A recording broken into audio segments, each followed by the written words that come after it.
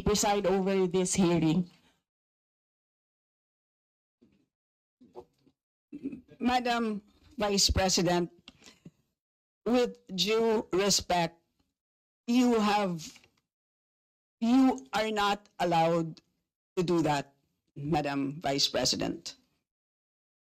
You are not allowed to introduce any motion. You are a research person in this hearing, Madam President. I did Vice not move, President. ma'am. I requested the same as vein. your resource person, I requested So that the your request chairperson is of the denied, committee. Madam Vice President. Just please answer the question. The issue on confidential funds falls squarely within our discussion of your 2025 budget. Narinig mo yung sinabi niya, ma'am? Narinig So mo yung please proceed. nakikinig ka sa kanya kanina? Absolutely. Walang rules dito. Please proceed and answer the question. It's a very simple question. Di ba?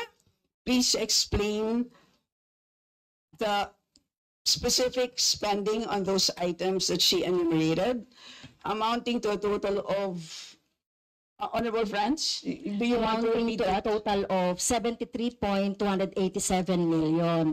So, dahil may notice of disallowance, so ibig sabihin, Madam Chair, illegal ito at not in accordance with the joint circular by the COA, BBM, and other related agencies.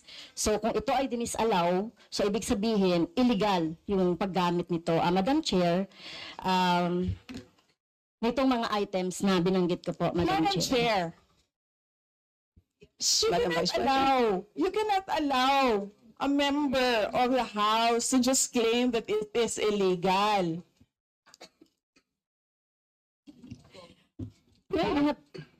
That is a notice of disallowance. That is a procedure inside the Commission on Audit. Hindi sa upuan niya. Honorable Friends, Okay, thank you, Madam Chair. So, thank you for the explanation, Vice President. Okay, next. According to accomplishment report of OVP, it spent 10 million for payment of reward.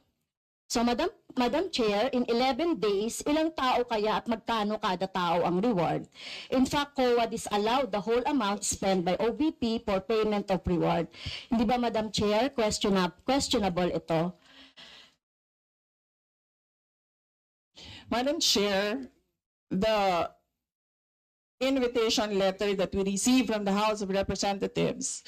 Dear Vice President Duterte, the House Committee on Appropriations will hold briefings, hearings on the budget proposals of various departments, agencies, and corporations relative to the fiscal year 2025 National Expenditure Program as the basis of the fiscal year 2025 General Appropriations Bill.